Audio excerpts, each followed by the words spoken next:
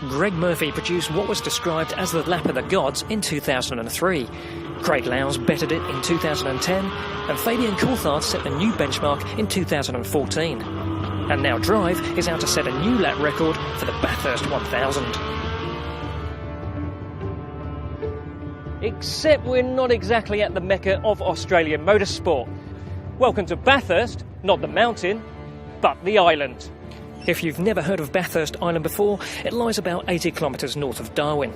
It forms one half of the Tiwi Islands, alongside its even larger twin, Melville Island. It's flat as a pancake, so there aren't any mountains here, though some of the views are certainly panoramic.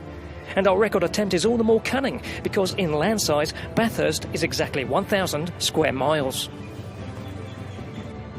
And this is our race car, a Jeep Wrangler Black Hawk, doing its best impression of a New Zealand rugby player. Now, look, the Wrangler isn't the best thing to drive on bitumen. However, with Bathurst Island's road infrastructure basically comprising dirt and gravel tracks and sand, well, there's no better domain for this famous little off-roader. OK, red light, green light, and we're off!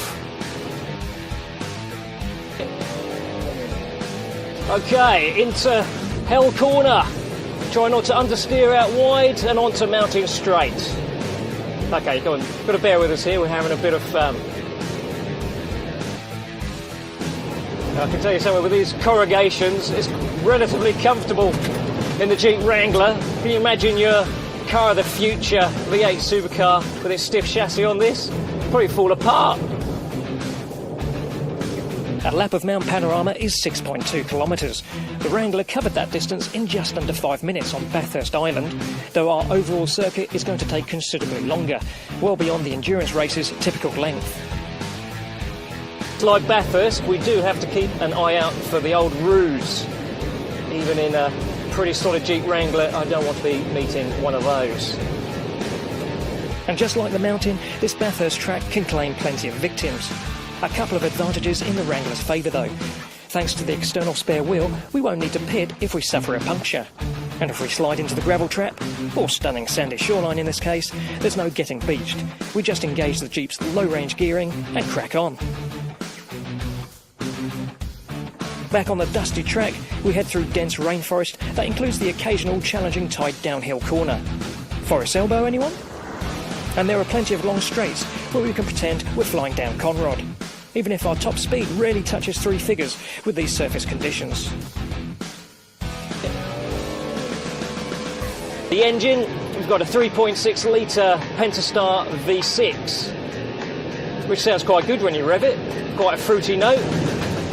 Saying that, of course, on these tracks, we want a bit more low rev and mid-range muscularity.